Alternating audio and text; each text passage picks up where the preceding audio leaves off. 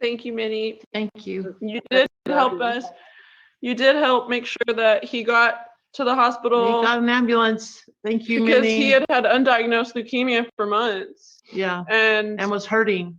it's only because I talked to you that I called 911, and because of that, he got, more time, but he also did get to repair a lot of relationships, including the one with his father, and I think that's good for him. Me too. I love y'all. I love you too. Love you, Minnie. I love you too, Annie. Love you, Mary. Who's next?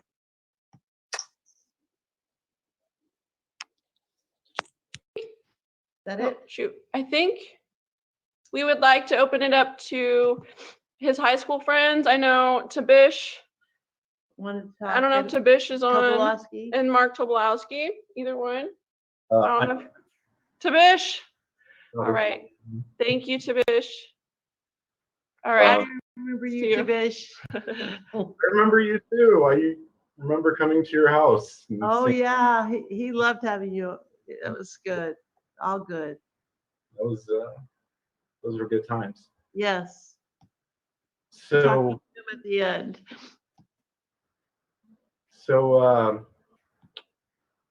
hello everyone. I was a friend of. My name is Stavish. I was a friend of Zach's from high school, and over the last week, I've been thinking about him a lot. All the memories that we had from back then, and I think it just, if there's one thing I could really say about Zach, he was really cool. He had a gravity about him, Everyone, including me, wanted to hang out with him and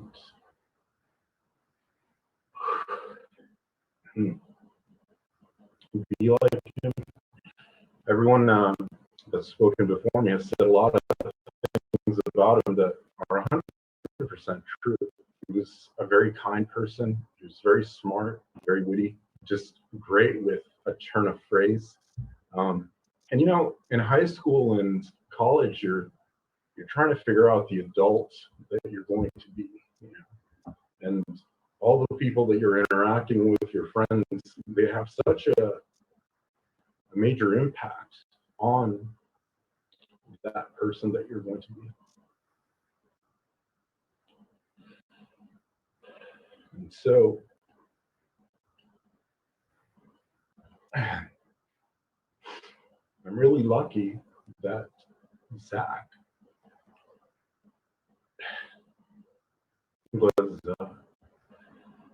was part of that for me.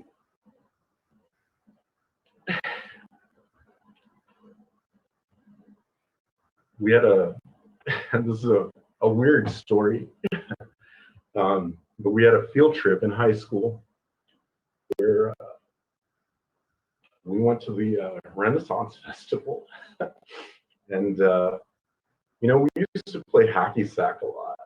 We used to play hacky sack all the time in the courtyard, in random parking lots, outside of the Wexon in Richardson, and then at the Renaissance Festival. And there was a game we used to play. It was kind of like horse, where we tried to hit each other with the hacky sack, and you'd get letters if you got hit. And this was purely on accident. I accidentally hit Zach 3 times in a row. And I remember this because he just screamed, "Damn it, Tavish!" And he started chasing me all over the Renaissance Festival, which is just cartoonish. I was laughing the whole time. There's like people in medieval attire everywhere and these 2 dumb kids running around. I don't think he would have done anything, obviously. I mean, he was just such a gentle and kind person. But I will never forget that. It's been 17 years and I still remember that, getting chased by him. He was just one of those people that always, lifted up the people around him. It's one of the reasons I thought he was so cool. He was everyone else's was. Everyone else is all PC now and just, says how women's rights matter and how this, that, and the other. Zach was already like that. He already set the example. Back in the day when everyone was still making fun of nerds, still, sticking in their little high school cliques, Zach wasn't like that. He always made the people around him comfortable.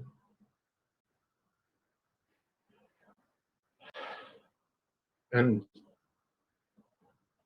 just thinking about it, I mean, he's had such a huge impact on me. I mean, I remember going to the driving range behind the UTD campus with him. That was my first time ever swinging a golf club.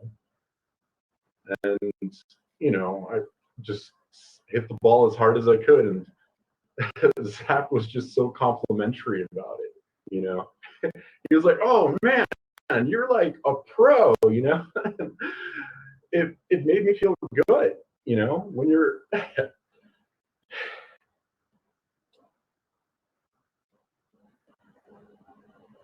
when you're in high school, there's you have a lot of insecurities.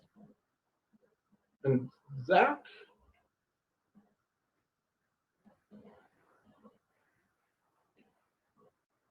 he was one of those people that tore down your insecurities and made you feel good about yourself.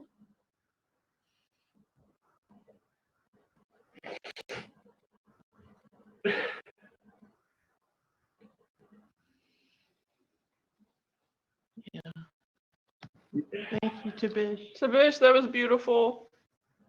We love you, Tabish. Tabish. Thank you. Thank you. Do you have anything else? All right, Mark. Yeah, I printed out and practiced something in the hopes that I could actually get through it, but I think odds are low. But okay. I first met Zach about 20 years ago when we were about 14 years old, playing on the same basketball team together. But we didn't really become friends until we were sophomores at Richardson High School. Our little group of friends at RHS hung out all the time, and I have a million memories of the things we did together.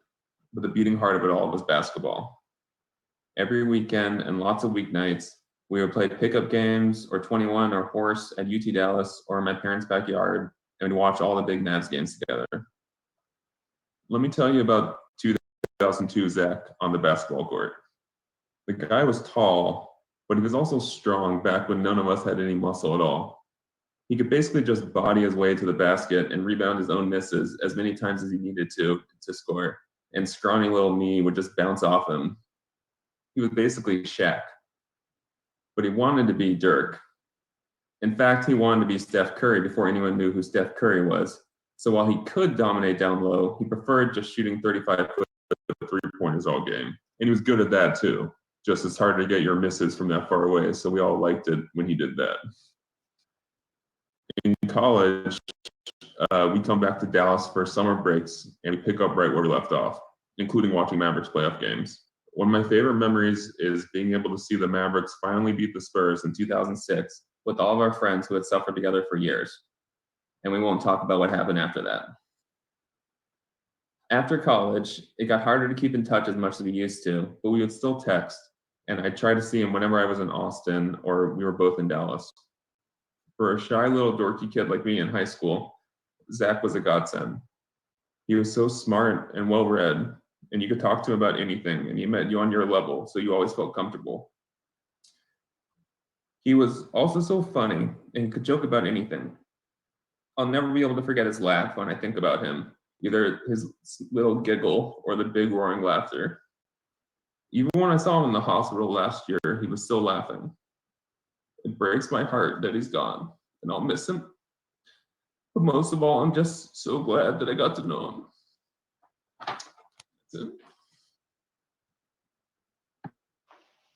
Can I share Zach's story? Yes.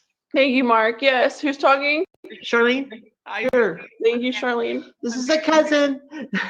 I'm one of Zach's cousins, and I'm so sorry, you guys. No. I'm sorry that I can't be there and hug you and tell you how much I love you and how sad I am. Thank you. My first memory of Zach was in Iowa, Yeah.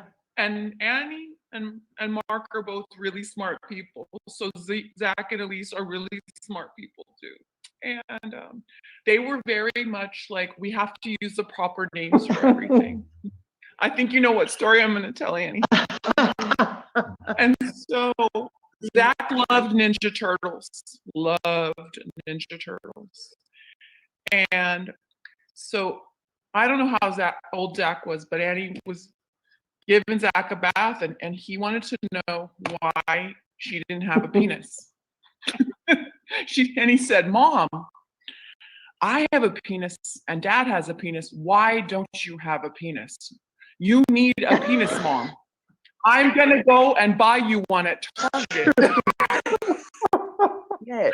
He was that funny and that smart when he was that little. And I was just like, I remember being like, wow. I was like in college, and like this little kid was already that funny and that like and he made me laugh so hard. And one of the last things that I remember, I told Annie on Facebook, I'm so grateful that I got to see him at Christmas. I'm so grateful that you guys came to El Paso, because that I can hang on to that memory of him. Yeah. And he was still funny and kind and sweet, even as sick as he was then. And he sent a picture from the hospital. They had brought him a bottle of Ensure. And he was like, looks like it's you and me tonight, honey, for a sexy evening in. And I was like blown away by, he is suffering so much and he's still so funny and can laugh at this. And I just wanted to tell you and say to everybody, that is here, he was just an amazing person to have in my life. And I'm so grateful. I'm so grateful. And I just thank God that I got to have that time with you guys at Christmas. And that you guys got to be there with him by his side. And he wasn't by himself, because you hear these stories during COVID right now. And I'm so grateful that you were with him. So I love you guys, and I just wanted to tell you that and tell that funny story that was my first story I remember. Thank you, Charlene. I love you. Love you guys. I was so lucky to sit next to you on Christmas Eve. Love you. Is it okay if I speak? Sure. He For loves those you, of you Basil. I'm glad to see all of your faces. For those of you who don't know me, my name is Basil. Actually, that's a long-lived nickname. Zach knew me as Josh. Hi. It's good to see you, Junie. Oh, I miss you guys. Oh. Anyway, so amid all this crisis in the world right now, I was unable to find the words to share about Zach. But what I did realize is it makes it so hard to process everything when you're stuck in one place, and it up until now never really felt real to me. It's so surreal. But I do remember a lot of little things that I'd like to share about Zach. And I dropped out of college when I was 20, and I moved when I went back to school. I moved into the same apartment complex as Zach, and I met him that first day, and He loved to read, as you all know. In fact, that first day he was sitting out on the porch reading a book, and as I'm moving stuff into my new apartment, there he is, and we're both talkers, so we began to talk and never really stopped. After that point, there was hardly a day that went by that I didn't see him while I was living there. He always complimented me on my tenacity to go back to school, which I didn't appreciate at the time because I saw him as so smart and so well read that I was like, oh, well, this guy telling me that I'm good at reading and really trying hard, like, that's a little, like, I don't know the term, overhanded or whatever. But anyway, I just told Kent this a little while ago. He's so simultaneously tough and gentle. And that's something you don't see very much in this world. But he and I became brothers really quick. We used to sit and play You Don't Know Jack, sometimes alone and sometimes with neighbors. And he almost always kicked my butt at it. It's very much like the Jeopardy story. He's really good at knowing things. He's very, very thoughtful.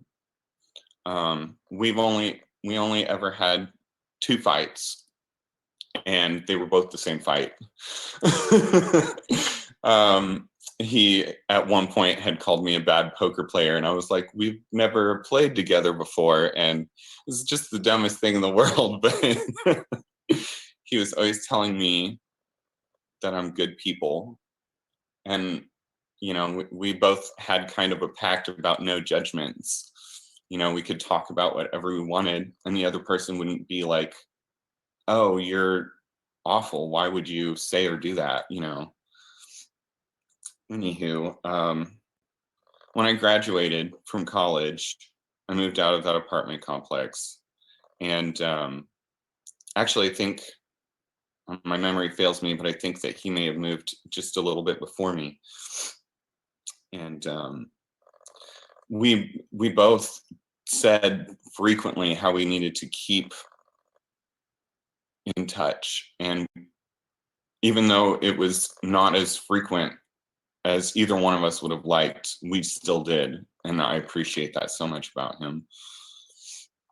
He would come over to my place, I would come over to his place. And there was even one night here at the new house that Kent may remember, one of my dogs got into chocolate, and we just kind of had like a panic attack. And Kent and Zach were both just telling me, they were Googling what to do and telling me that it's going to be okay, and everything was okay. I mean, we did have to take her to an emergency vet, but she's tough anyway. Zach's relationships show how much he really did care. And hearing y'all's stories, your touching words, I feel the same as Kent, as like, wow, it sucks that I only got so many years, 7 years together with Zach. But on the other hand, there's always a worse situation. I told one of our old neighbors, one of our old buddies, on Monday the bad news, and it occurred to me how lucky I was, because he didn't get to see Zach post leukemia diagnosis, and I did, and so it just makes me aware that that I'm really lucky. And I really appreciate y'all taking the time and listening to me, and I'm so glad that you put this together, because now I feel like there's some tangible connection for me to what happened. I'm so sorry for your loss. But I love you all, even if I don't know you. Thank you. Thank you. Thank you, Josh. He talked about you a lot. Talked about you a lot. Josh, when he woke up from when he was put on that ventilator for that first week, and he was so weak. Sick. And he woke up and we were like, did you know there's a global epidemic going on? And Zach was like, yeah, I saw something like SARS. And he was like, I'm really worried about Josh. Yeah, he was very worried about you. He was very worried that you would catch COVID. He said that he told me that too. in the ICU when he couldn't walk, had lost 50 pounds. He looked like shit. That is so Zach for it to be like in dire straits and not even concerned about himself, but more about the people he loves. Yeah. He was worried about you. He was worried. Thank you guys. We love you. We love you, Josh. Y'all too. Please keep in touch. Let me know how you're doing. Oh, thank you. We will. Thank you. He loved you. I love I him. might say a word or two if that's okay. Yeah, who's speaking? Is it Andrew? Yes. Hey, Andrew. Yes, we would love for you to talk. Another I cousin. just wanted to say that, Zach meant the world to us. And I'm a high school friend. Mark and I are twins. And that, he just had the best heart. And he didn't always do the right thing. And he didn't always say the right thing. And he felt so bad about it so immediately. And he only ever wanted to be a good person doing the right things all the time. And I always wanted to just give him a hug and tell him it was okay. That he was a great guy. And he had the best sense of humor, and he was so funny. We were on newspaper together. I spent 2 years on the newspaper staff, which was mostly known for its typos and strange choices that it made. And I always chose one person, to be like my right-hand person for that. And when Zach was there, it was obviously Zach, because I knew I could trust him to do it right. And I just, all those years that we were together, and we, 4 or 5 times, I'm sure, Annie, that he scared you like we scared my mom, because he wouldn't come home until 3 a.m. because we were playing basketball somewhere. And that and then, in college, we would just come home and I would just come by you guys' house and I would pick him up and we go somewhere.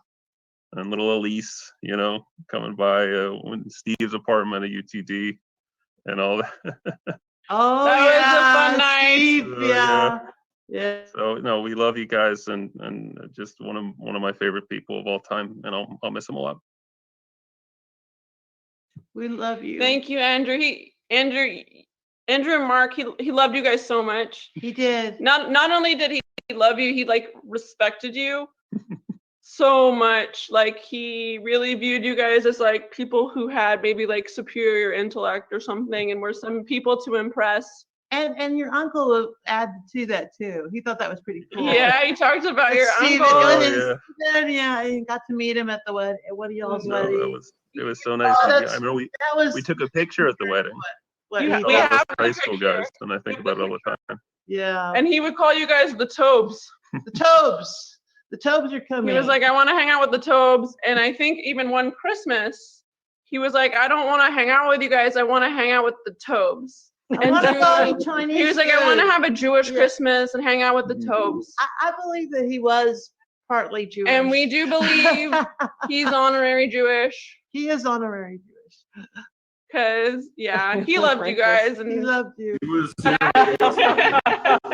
We love you. Yeah, Just let us know if there's anything that we can do. Yeah. Oh, thank you. Thank you, Andrew. You guys are. Thank you, Mark.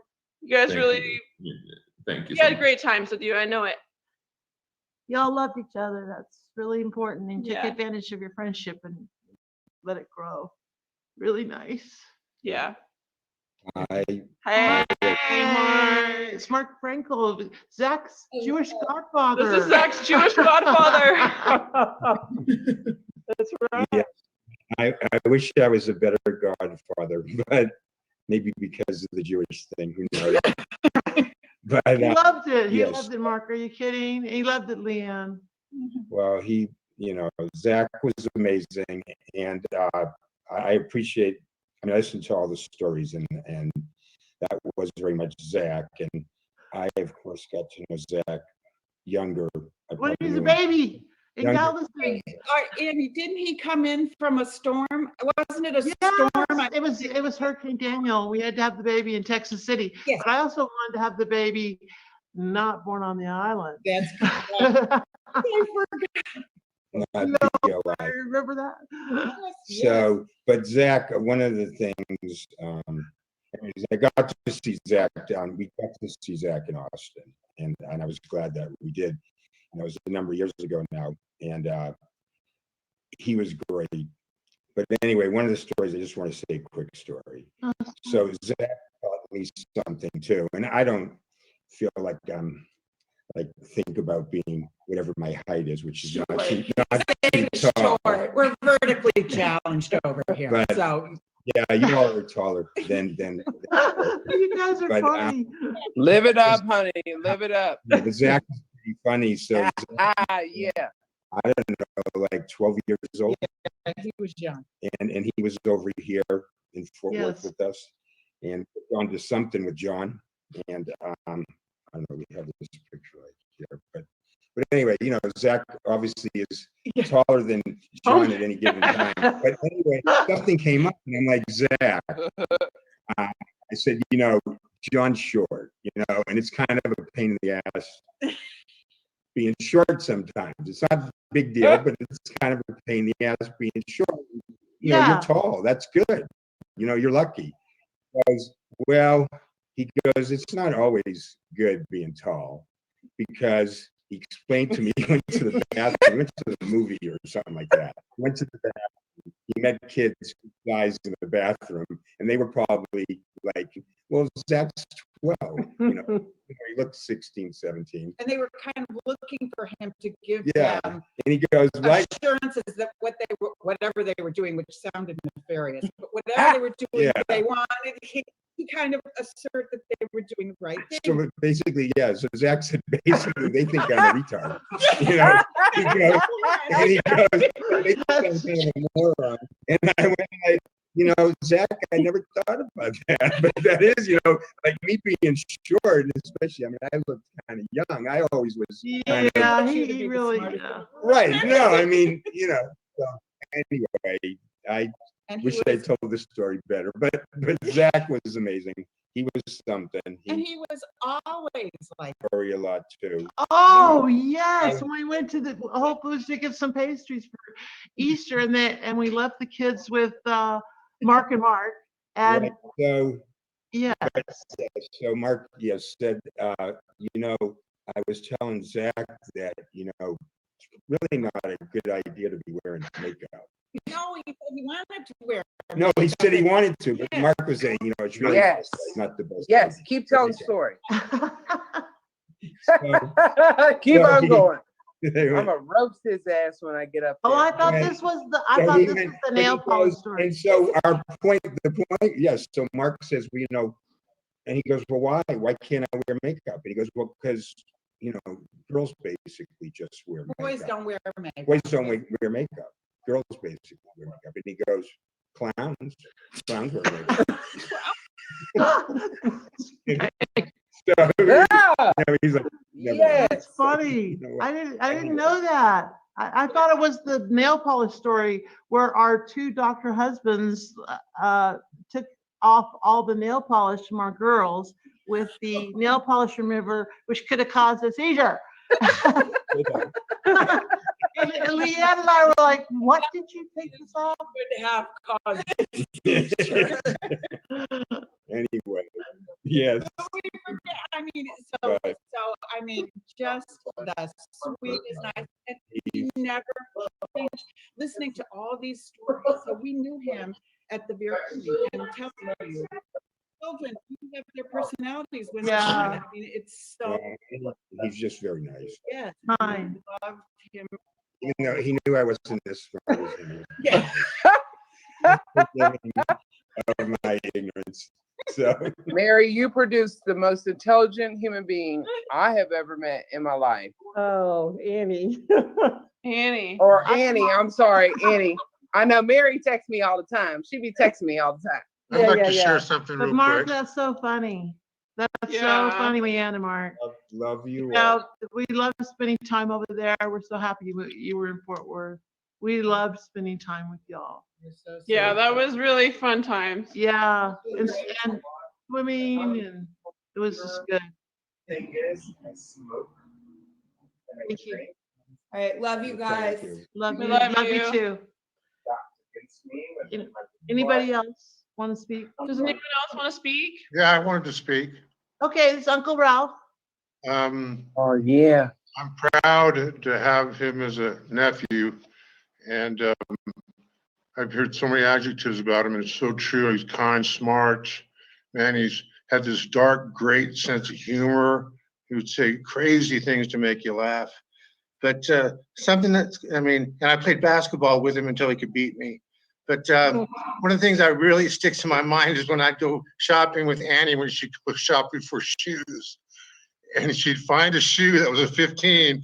She'd take a picture of it, send it to Zach, and he'd send her a yes or a no on them. Yeah. That's how she shopped for Zach's shoes. 14, 15. Yep. It's hilarious, but I miss Zach, and I'm so sorry, Annie and Elise. And I love you both. And I'll always love Zach, and I'll always be there for y'all if you ever need me. Thank you. Thank you. Yeah, it sucks. It's like I really thought We thought he was gonna make it, you guys. we really thought like the stem cell transplant was just like the final punch to like his mortal enemy. And we were like, he had the leukemia on the ropes. Like he had it. Like and Zach and I talked about it. He was like, I almost vanquished this fucking enemy. And he had on the ropes, and the one thing, the big treatment left, that was the big option, was the stem cell treatment. And he never wanted to do it. He never wanted to do it. He never wanted to do it. And I told him, I was like, Zach, you got to do everything to make sure that you don't die of leukemia. But he could have lived 5 or 10 more And years. you know, I don't feel guilty that I told him to do it, but Don't ever feel guilty, baby. Don't ever feel Oh, guilty. I feel guilty. No, don't feel guilty the because you next know what? day. No, you know what? At the end of the day, at the end of the day, He the told Ken judgment- that he was happy that he did it. yeah, you know what? At the end of the day, he was very like I never seen my friend so happy in his life. And I told him one day we went out and I told him, I said, he was like, Minnie, get you a drink. I'm gonna buy you a drink. And I said, you know what, Zach, I'm not drinking. I'm not drinking today. I gotta go back to work. And he was like, okay. And I said, you know what? I said, do you feel like you're living? And he was like, no, I don't feel like I'm living. I said, do you feel like you're living though? Like I'm asking you an honest question. And I'm gonna tell you y'all this. Like Zach and I had the darkest conversations. And I said, do you feel like you are living? And he was like, no. And I said, Zach, you have never lived like I've seen you in your life. Like you haven't come out of the house. And you've been coming out of the house. That's why this shit kills me. It kills me. Because I'm like, Zach, you have not come out of the house. You haven't done nothing in the last couple. I've been asking you to come to Barton Springs. Just go on a walk with me. So I'm telling you, like in the last couple of years, the way he spoke about you, and at least the way he spoke, like it was glorious to me. Because I was in a dark space in my life and I didn't know what depression was. I don't. As a Black person, we don't know depression.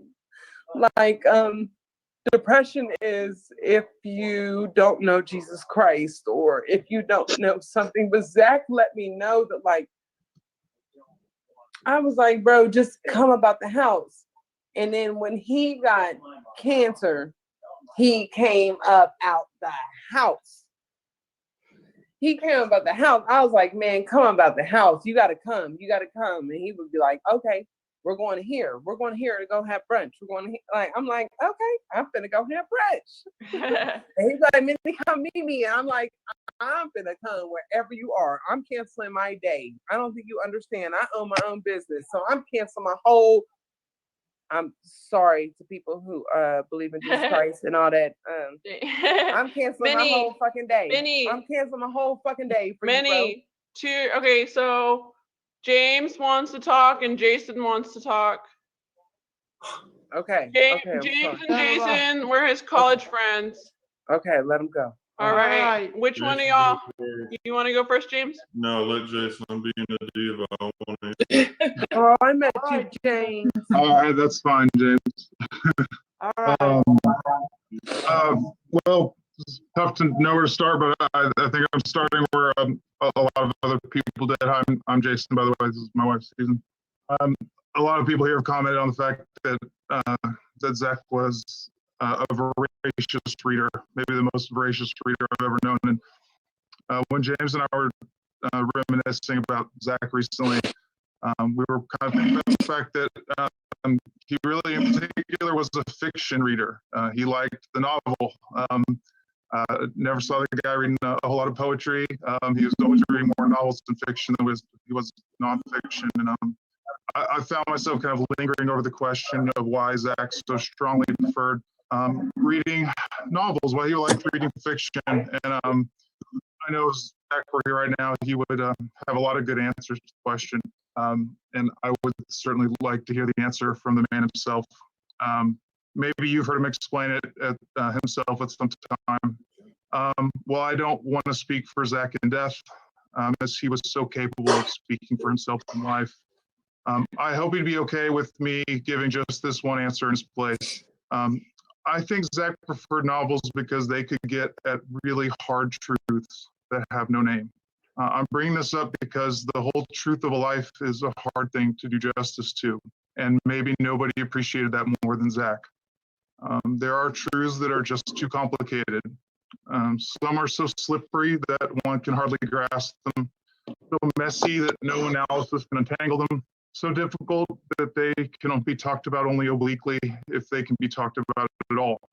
But Zach knew that fiction performs a sort of magic.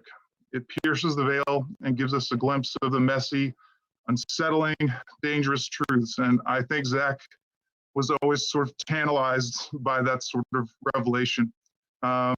Zach's Life of the Mind is an undeniably gigantic piece of who he was, as so many people have commented on it already. His readerliness always seemed to me to be a cause and consequence of his very best qualities. His compassion, his earnestness, his humanity.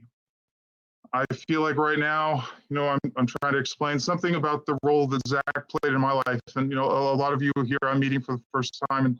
And that's the problem, right? The truth is a complicated thing to explain. But that's the same thing that makes this kind of truth precious. It is unique and untransferable. The memories you have of Zach, they are yours and no one else's. Nobody can take them from you, though we can share them as the most valuable sort of gift. When you walk on in life tomorrow, bearing the burden of his absence, you will also have these gifts with you. You will have Zach with you. Your Zach, the one you knew. The total truth of Zach or anyone else is unknowable, greater than the sum of our memories of this man, a man who I loved in the deepest sort of friendship that I have known. I have known Zach Fulton for just under 17 years. Like some of you here now, I met him in those formative years of early adulthood under the eaves of the places on campus that we called the Breezeway. 18 years old is a time in life where everything takes on an intensity and a gravity that is hard to recapture in adulthood. We were all becoming ourselves. We were not quite fully formed. I can never forget Zach because he is very literally a part of who I am now. I could share a million stories from those days, and I hope to talk to some of you here, old friends and new faces who held this man as dearly as I did, to share the gifts of our memories. But for now, I'll keep it to just one memory. Zach and I spent a summer as essentially the same person, and it was one of the best summers of my life. After the end of the school year in 2005, we got an apartment together at College Park on Riverside. Around the same time, we both got a job at Spaghetti Warehouse on 4th Street and ended up with the exact same work schedule. We had 5 double shifts Tuesday through Saturday, and our weekend off was Sundays and Mondays. It was a grueling 60, 70 hours a week schedule, but we enjoyed doing it together. We carpooled, we ate together, we read, we talked, we read, we talked, we hung out after work. At work, we both looked completely ridiculous. Fully grown, fully bearded men, sweaty and dressed in hokey flair and lumbering up and down the dining tables housed in a vintage trolley car. We smoked in the basement of the restaurant. Zach stole a Mr. Sinus Eater t-shirt at a table left behind, which I still saw him wearing years later when I came back to Austin for James and Jessica's wedding. Zach nicknamed one of our floor managers, a guy named Rithia, the Ritha, after the rapper from the Wu-Tang Clan. We played a lot of spades and dominoes and Castlevania Symphony of the Night, which is a game Zach introduced me to, the soundtrack to which is truly gorgeous, and which hearing has and will always make me think of him. In fact, the very last thing I sent him by text just last week was an acoustic guitar version of Wood Carving Partita, a particularly beautiful song from among them. By some insane miracle, we never got in one fight that whole summer, not about bills or chores or girls or anything. It was a glorious, uninterrupted summer. It exists like a photograph in my memory. I will always be grateful to have it, along with all the others.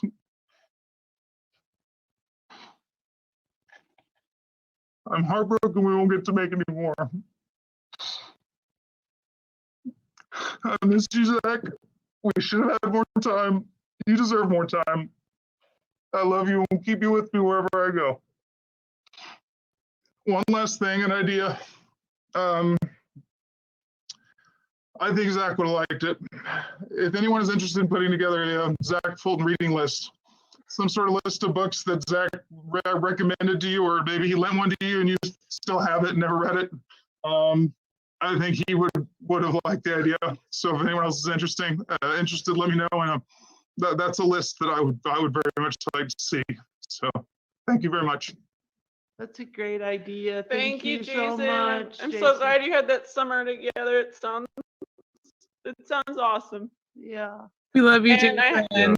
Thank you. It definitely was. We missed him. Yeah, and I have an apartment here of hundreds of books. When Zach moved in together, I said, Zach, like, why don't we donate some of your books? So when we combine our stuff, it's not as much stuff to move, and we can donate some of your books to half-price books. And he was like, absolutely not. No way. So I have hundreds of books. I think we have books on top of cabinets. We have books on top of. We have at least. It looks great. We have like The books 6 are bookshelves, great. The books are great. Give them to us, girl, because you know we need them. We need them. I would like to put a list together of all those books and all the books that he recommended to people. Get it online, and then I can mail people. Yeah, we can do that. Different books of his. I can't keep all these books. I would love at Too many. least one. That would be great, Elise. That would be great, Annie. That would be At awesome. least one, yeah. Okay. Can I say a few things? Katie, yes, please. No, next. Oh, hey, Katie and then James. my name's Katie. This is Cheyenne. I knew Zach in high school, and we didn't really become really close until college. But I would love to share the story about when we first met. My really good friend in high school had a big crush on Zach. And we were, always like, we drive around a lot, it's after school, and I was taking her home, and she was like, let's stop and pick up Zach. I guess she knew he always walked. And we stopped and, hollered at him out the window. And we're like, hey, what's up? Or high school, and gosh, forever ago. And, we're like, you want to ride home? He's like, I'm around the corner. I'm like, okay. He's literally around the corner. And he hopped in my car, and when he did, he like smashed his head into like the top part of the car as he was getting in. And I was like, oh my God, this guy's so goofy. It's fun. Oh my God, I'll never forget that. That's how I first met Zach. He started UT in the summer. And when I went for orientation, I had made a lot of friends in the dorm at UT, and we all met up. And I feel like that's where a lot of our really close friendships began for college, was at orientation. And so I got to really connect, high school to college through Zach. And I think that was pretty awesome. And, he's always been there for me as a really good friend. And he'd always be the person that would come to all UT games with me. When I was trying to find someone for an extra ticket, he'd be the first person I would call, and he'd always come. It was so much fun having him at UT games. Zach and I talked a lot about the transplant, because I had been through a transplant about 10 years ago. My sister was my donor. We didn't have the same diagnosis or anything. His journey was different than mine. But I was hoping I was, positive light and, what could be and everything. And hopefully gave him some ease when he did go into the transplant process. I know that's very difficult. It's not easy. It's makes me really sad he's gone. It's really hard. Jason, that was very beautiful. I forgot about Spaghetti Warehouse. I remember him serving me one time I went. Oh, the place was awful. Jason, I remember he hooked me up, Jason, just last week, he was like telling me I could never play Manic Monday because Manic Monday, I guess, was on the playlist at Spaghetti Warehouse.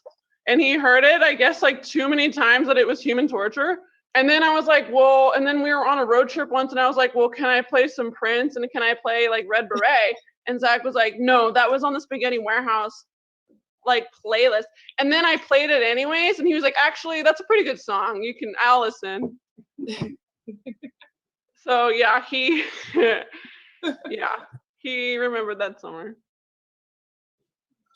Right. Yeah. James.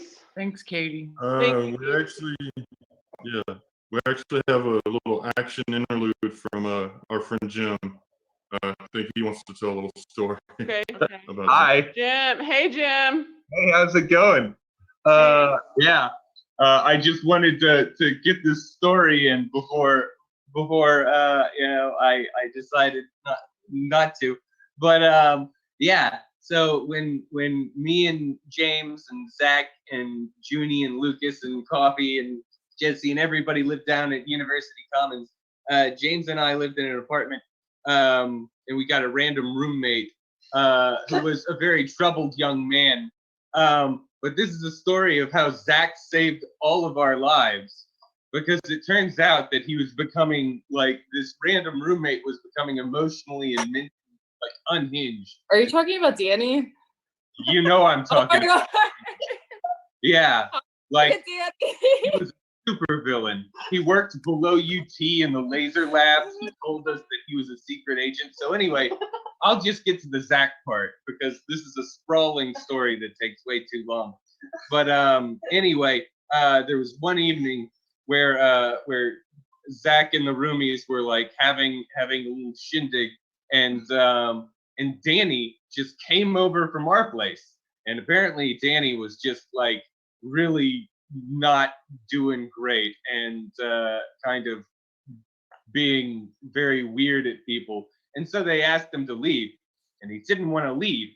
And so he ran back over to his apartment, where he had a collection of knives, and one of these things was like a giant wakizashi about that long.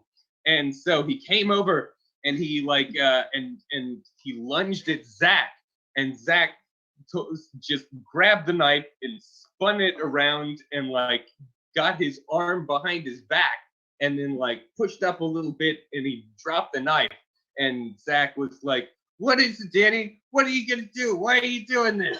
And Danny just broke down and started crying. And so they, you know what? I mean, there were other people who were there who could probably tell this better, but I'm here now. And So everyone that, lived happily ever yes, after.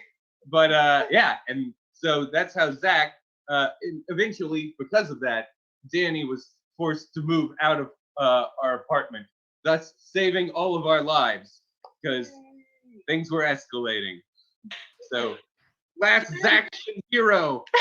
Yay! Jim, I remember him telling me about that, and the way he described it to me was, I quote, "de-knifed a man." Yeah, Oh my God. it was really awesome, and I'm really glad I got to be live with Zach or close to Zach for so many years. It was wonderful. But anyway, that's my story. Thank I you. love that guys. story. It's an amazing story. All right, James, I passed the torch. James? James? Yeah, can y'all hear me? Oh, yeah. All right, I got kind of a sad but also funny story that I think is pretty quintessential Zach, just kind of the whole package. So, like a few weeks after I started at UT, one of my best friends from high school passed away. I was really close to him. It was really hard, you know, because I'm at UT, don't know nobody. They're all sad and whatever. And I kind of knew Zach, like I had met him, but we weren't really talking yet. And I guess he saw me on my phone a lot. And one day he's like, "Hey, what's up, man? You just talking to girls all the time? You some sort of player? What's going on?" And I was like, "Dude, I'm actually talking to my family about my best friend's funeral." And he was like, oh shit, I'm so sorry. He's like, "We're about to go have some beers in the dorm room. Come up with me." And so I went, hung out with him, and we talked as you do with Zach, metaphysical stuff, books, sports, all that. And just really helped me out in a time that I needed someone to help me out. And I honestly don't know what I would have done without that. So I went a tailspin enough as it was. So I really appreciated that. And that's him, you know, outgoing, ball busting, funny, you know, caring, you know, and just there for you. So I got a lot of mileage out of that story with him, giving him a hard time. So yeah. One last thing I wanted to say, it's kind of something I've been thinking about since everything happened is y'all talk to y'all's people. Like, don't not talk to people. Like, reach out to people you haven't talked to in a while that you miss. Like, don't think you can put it off for later. Don't take it for granted, you know. Just really, I'm trying to take this as a spur to try to change that about myself. So, because I wish I had talked to him more. So, yeah, I hope that that's something we can all do from this. So, anyway, that was it. Thank you guys. Thank you, Thank James. Thank you, James. Yeah, thanks, Vin. That was great.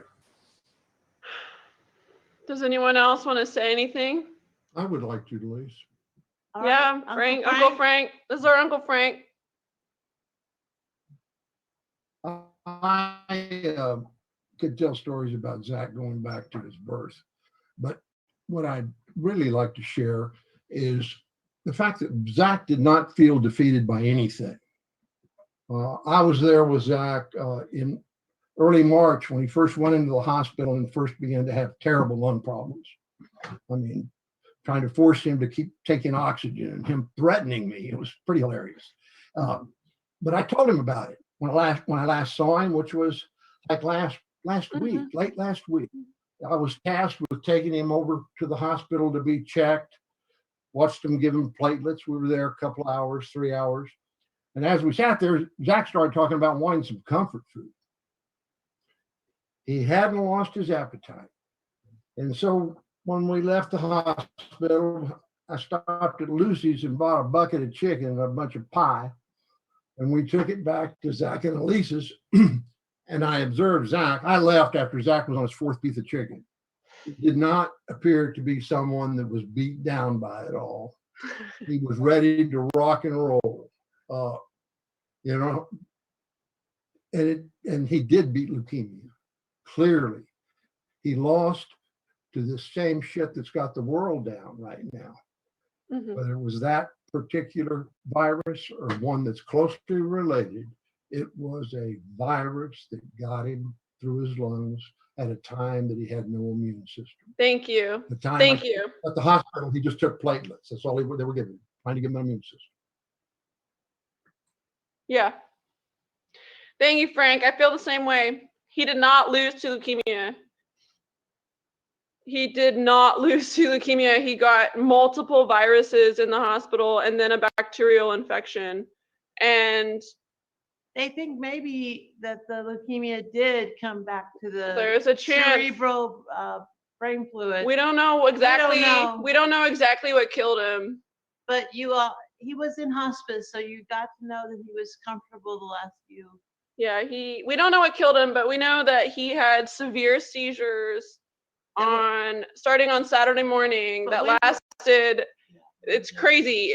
They lasted days, and they did heroic efforts to try to induce a medical coma, and Zach could not be induced into a coma. They gave him, I think it was like up to 7 different anti-seizure medicines, and they even contacted the FDA to see if they could go above the legal dosage, or I guess the allowable dosage, and they went above what was allowable. And Zach still had seizures until finally we just had to accept, like, Zach would never be the same again, and it wasn't right. It wasn't right to keep him hospice involved alive. To make sure he was comfortable, but it was very difficult. It was hard. It was really hard. It was a terrible end of life until I got into my social worker mode and said, we need palliative care, we need hospice. Yeah. And that's what helped. We did hospice on the last day, but he was already gone. He died within 5 minutes, so we wanted to within 5 minutes of us. We saw him die. Yeah, within 5 minutes of us taking the tube out of his mouth, and he passed. And in the last month of Zach's life, he was intubated 4 times. So he fought so hard. And every time that he was taken off the ventilator, he was so proud. He said he fought for us. He fought for us. He was fighting. He was trying so hard. He knew how much we wanted him. He knew how much we loved him. He knew. He knew. He just had like this. It's so messed up because before he did the transplant, he and I talked at length about the odds and about different situations that could happen. And he talked to his oncologist and me. He had talked to at least 2 oncologists about it. And Zach told me, he was like, the scenario he was afraid of was like he already had beat leukemia. Something else. And that he would do the transplant and he would die from the transplant. And that was his worst case scenario. And that's almost what happened. We don't know if he beat leukemia or not. We'll never know because we didn't roll the dice on seeing if his remission would last. But Zach had accepted, like, I might die from this procedure. And like, he's like, I'm just going to do it anyways because it's the best chance I have at definitively ending leukemia. And within 3 days of Zach's transplant, he got the flu. And then he got the 2005 coronavirus. And all of that knocked him down. And then he ended up in the end having some sort of bacteria, so probably a bacterial pneumonia. Yeah. That got into his bloodstream and that gave him seizures. And he had this whole time, he had no immune system. It was awful seeing that. And, I know it's like really annoying to just rehash it all, but like, I just feel like the medical aspect is so important that like, it was like, we tried every fucking angle. I thought of every scenario. We did. And I don't think you need to put pressure on yourself by saying like, I know it's annoying, like whatever you need to talk out. I want to hear,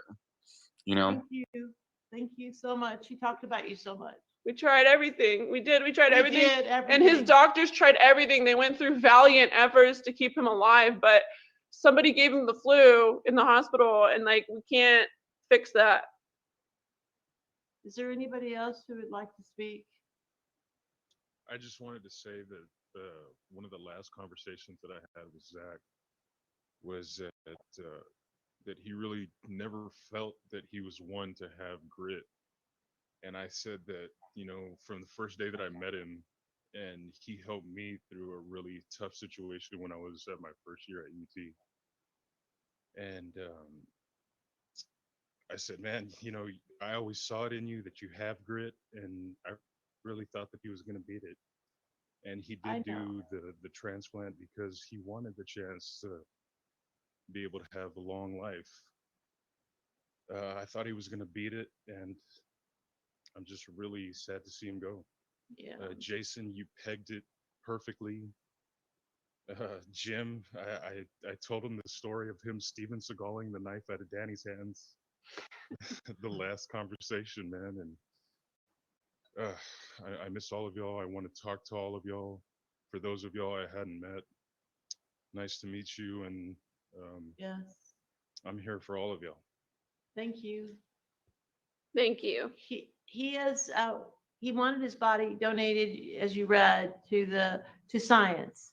And during this time, I called 1 million medical schools. Maybe I should have talked to you, Mark Frankel, or Leanne. Maybe she could have helped me more to get him into a medical school. But he's at the forensic Department of Anthropology at Texas State, which works at medical school. And he's there now. His body's there now. Yeah, so Zach's body. And he'll be there for decades. This is something that gives us really good relief because we didn't know what we wanted to do with his body, so we didn't know if we should cremate him or bury him. But now he's going to Texas State. He has that. And basically, for decades from now, people will do autopsies on him and try to figure out the cause of death and determine that it was natural. And he'll be there as long as his body is a thing. They wanted him very badly, and that was what he wanted. Yeah, he wanted to go to UT, Dell, Seton. Well, Zach wanted his body to go to something that would help leukemia patients. Yeah. Since his leukemia was so difficult to treat, he had many complications. He had a Philadelphia chromosome complication, and then he had a cerebral involvement in his spinal fluid. So he had a very difficult leukemia. And he wanted his body to go to leukemia research, but we couldn't make that happen. It didn't happen. It was too difficult to do. But now his body is going to the anthropology program, forensic anthropology at Texas State, and that gives me. No, that's what he wanted. Yeah, it gives me a lot of peace because he would have loved that. And also when he was a baby, and when he was not a baby, when he was a kid, he and Elise, my sister went to Texas State, and one of my sisters, Mary, and he would jump in the river, and they would spend, you know, Mary told you the story about the Guadalupe, but he would just jump in that river off that rope, and so he's back at Texas State, and Our boy's going to college. Yeah, our boy's going to college. He's going to college. And he got accepted, and he's in. At least didn't want to cremate him because I didn't want to cremate him because he's Jewish. I said no. I was worried that maybe if we cremate him, he can't move on in the afterlife to something else, or maybe we would like accidentally mess something up. So I was like, I don't want to cremate him, but like burying him is like no one wants to bury. My parents didn't want to bury him. No. But you have to look at what your mom just said is funny. Yeah, she went because he's Jewish. Yeah, it's funny. He really was like. Well, Zach and I, as kids, we had Jewish neighbors in Dallas. Yeah. And we had the Frankels, and then we had some people across the street. And it's funny because later in life, I talked to Zach, and I was like, "Do you ever wish that you were Jewish?" And Zach was like, "Yeah." He told me that the night before, and I'm like, "I wish I've read lots of books about the Holocaust." So I was like, we're talking about it, and he was just so good. And so Yeah. we just wanted to make sure we did the right thing. So I want you to know as his friends that he's at the, He's going to that's where he science. is. He's going to science. And that is something we can all be agreeing that is okay with him. And he'll be around for decades, the guy told me, which was really nice to know. Because I really selfishly wanted to take him home, but he was a vegetable at that time, but I would have taken care of him the rest of my life. My mom wanted to take him home and like keep him in the room. I did. I was like, I would do anything. I was like, Mom, we cannot do that. It's not okay. I know this is random. I need to say something. Yeah. Hey, Carolyn. It's Carolyn. You were talking earlier. Look at I have a Galveston shirt on. Oh, yay. Like, I mean, how weird. Like you were saying that. And I was just like, I looked down and I'm all, hey. And I love that you said not on the island because it says Galveston Island. Yeah, we lived in the Fish Village. I know. Remember that? I know. Mark and Leanne? And it was, UTMB is a great school, and I was going to call them, but UT McGovern was the school that might take him, but he's going to go to, he's fine. He's Texas fine. State was like super nice. They and we were felt like like his body. Oh, I know. When you were just talking about where you wanted him born, like it was so funny because you said not on the island, and I looked down and I was like, oh my god, I'm wearing an island You remember shirt. that, Mark and Leanne, how you were BOI, you're born on the island. So I was like, I had a French doctor who had to practice off the island. And I was like, Francois Vandel. And when Zach was born, after 24 hours at 9 pounds, 4 ounces, she said, he's perfect. He's perfect. And all my life, I did think he's perfect. He has his faults, but he is so good. So sweet. So sweet. Thank you, Carolyn. And I know he's going to find your mama. Yeah. I hope to God he finds your mama. He's going to find her. He's going to find Diane, and he's going to find Nana, Pops, and Gran and Grandbuddy. But yeah. I'm just really surprised that Zach's not Jewish. He's Catholic. But he was technically Catholic. Yeah. And Only like, technically. You're not going to have a Jewish godfather. Yeah. There were so many times where like I'd see him walk through the door and I was like, is today the day when Zach's wearing a kippah? Yeah. And He loved Judaism. He really did. And He really did. Buddhism. He did. He did. He did. He was, well, he was, yeah. I'm just. But ultimately, Zach was a humanist. And Yeah. Zach told me at That's the end true of about religion. At the end of his life, Zach told me so he had gotten off of the ventilator the first time, and it was a very traumatic week where he was on dialysis for kidney failure. He had had lung failure, and they were just not sure if he would make it. And he got out of that, and he was very weak. And he came home, and I remember we were at the drive-through for the HEB pharmacy trying to pick up the medicines that would keep him alive. And he told me, like, Elise, I had all these really weird dreams. And I was like, Zach, you were supposed to be completely sedated. And he was like, no, I remember my dreams. And he was like, I dreamt about human suffering, and like he dreamt about like just really weird things from past histories of suffering. And then he dreamt about animals like waiting. It was just like really messed up. And he told me, he's like, Elise, I'm gonna become a vegetarian, and we're not gonna eat meat anymore because I had all these dreams about suffering. And then he started giving away his money to homeless people whenever we stopped at stop signs. So Zach was a humanist more than anything else. And he felt bad for people. He knew he was in a bad spot, but he felt worse for people who didn't even have family. And for the homeless. Yeah, So give $1 to the Elise, are we gonna light a candle for him? Yeah, we can finish. Yeah. I got I'm glad that he's getting to teach.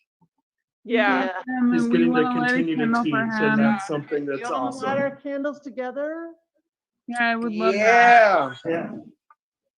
And remember, Babe. on August 13th that week at the dive bar, we're gonna have a birthday celebration. Hey, and we are about to drink. Hey, we're about to have Lone Stars, yeah. and we're about to have the shot of whiskey that I Yeah, never it's took Smitty. with You'll Zach. have a shot of whiskey and a candle. Oh, Also, funny. many. Anyone has a shot I of will We load. love you, and we're having a shot of whiskey and a candle for Yeah, I you. want to do that too. A shot and a beer Y'all was always know I was favorite. never taking that shot of whiskey, but I Yeah, will. Sarah, is there anything else Are we left? lighting our candles Candlelighting? together? Yeah. So Are I Are kind you? of Are Are we you? lighting them together? Elise, Yeah. Okay. light them up now. Now? Elise, Are you there? I would love to say that like Zach was my brother. And am I on? Yeah, you're on. mute? Okay. No, you're good. I would just like to say that Zach was my brother, and I loved him so much. And he was everything to me, and he just brought fun times to everything that we ever did. And so I'm just so happy that he was a part of my life. And I can't ask for anything more from him. And wow, we will always think of him like literally every day. So that's all I Beautifully can said. say. Thank you, Sarah. Thank you. I love all of you guys. Literally, like look at all like 75 of you guys on this. This is amazing, and we all feel the same way. Like Zach is Oh, here yeah. every day. Thank you. So that's amazing. Thank you so much. So great. Our love for Zach will never go away. It's true. And so I hope everybody has the candles and shots or whatever they're fucking doing for Zach. But we love Zach so much, and we cannot even say how much we love him and how much we love all of you guys. So it's beautiful. I love you, So thank you Sarah. guys all. Love I you. love you too. Thank you, you, Sarah. Thank you. Thank you so Love you, much. Sarah. We love you guys so much. Thanks. Thank you. Love you. Go, baby boy. Fly high, baby. Thank Go you, to Minnie. Mars. All right. Sarah Hinkle. I kind of wish I had a Jewish blessing now after hearing. He can be both. I could do a Jewish blessing. There you go. Sarah, do you know one? Yeah, I know one. I know one about the candles. Okay. Okay, ready? Baruch atah Adonai Eloheinu melech haolam v'hadlik ner shel Zach Fulton. Amen. Amen. Amen. Amen. Amen. Go ahead, Sarah. Sarah. Even though we don't have yarmulkes on. Go ahead, Sarah. One thing, like, Will and I live in a Muslim, Jewish, and Christian community here, and one thing that's true, even beyond those three religious traditions, like, and one thing that I feel like has been clearly stated here, and this is scriptural from Hebrew scriptures, is that love is stronger than death. Yeah, baby. Love is stronger than death. Yeah, it is. Definitely shared that in your sharings about Zach. We know that the love that we have for him we do is far beyond this one mortal life. So I thought as a blessing for this end of this time of sharing, there will be more. We're gonna have more sharings. Yes, but to end this one, there's the song that he loves so much that was in the slideshow. I feel like it's been on repeat in our house for a long time now, and it has like kind of the words that he almost gifted them to us to say back to him. So this is the end of that song. There's only so much letting go you can ask someone to do. So keep by our side. We will not give you to the tide. We'll even walk you in our stride, Zach. And so we walk with him from this place in our Yeah, hearts girl. forever. Amen. Yeah.